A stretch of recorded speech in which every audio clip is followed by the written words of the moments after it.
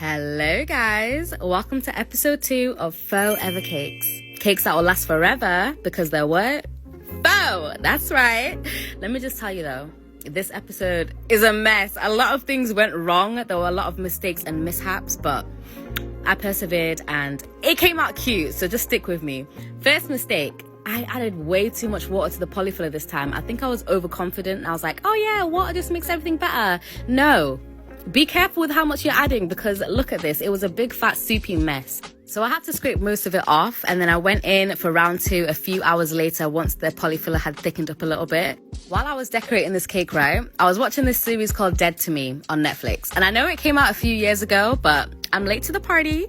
And why did no one warn me? It was so traumatic. Yes, it's funny, but traumatic. Almost as traumatic as me adding this glitter to this cake. Like, it was so splotchy. I hated it. So I decided to scrape it off. And I was at the last episode, right, of Dead to Me. And just listen to me cry, guys. I was a mess.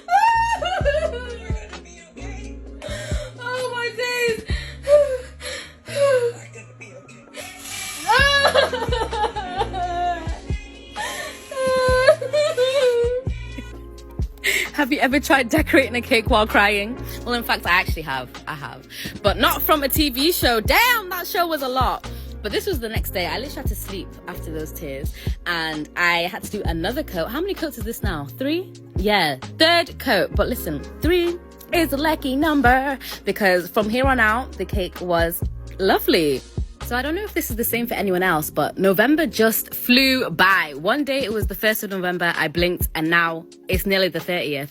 My photo shoot was happening in 3 days, so I had to use my blow dryer to dry this quickly. That's why the rim is a little bit lighter in the middle, because it's not fully dry, but I was working on a time crunch. Anyway, I stuck the top tier down with my hot glue gun, and now for the piping. I don't know what number this is, but a ruffle tip for the ruffles. And then for my shells, I used a 4B piping tip. And just to make this extremely clear, guys, I bought new piping tips just for these fake cakes. No way I'm using polyfiller piping tips on real cakes, because that's just gross. Next, I added these fake cherries, which I got off Amazon. I'll leave them in my Amazon must-haves if anyone wants them. But yeah, I just placed these wrong. Jane. I feel like every time, yeah, I just come up with new words. I need to slow down with my speaking. But yeah, I placed them on the border. And then I used a number 3 piping tip for the drop lines. And let me just say this.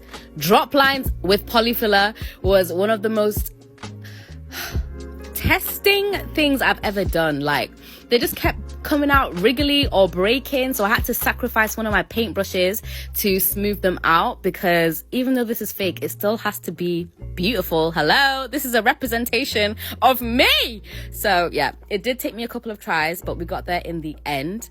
Finally, I used my number 14 piping tip just to do this mini shell border underneath the drop lines. And I know the cake is kind of simple, but just wait for the bows. The bows really tie it together. Tie it together, pun not intended. But I used my hot glue gun just to stick the bows on because the cake was already dry. This polyfiller dries fast, guys, but if you want it to dry faster, use a hairdryer. And then I used the same glue gun again for my sprinkles. It felt so weird using a glue gun on a cake, but cool at the same time. Do you know what I mean? But like I said, after I added the sprinkles and the bows, this cake just eats. Like, I love it. I don't know which one I love more, actually. It's like my 2 personalities, cute and bubbly, but mysterious. Gosh, that was so bad.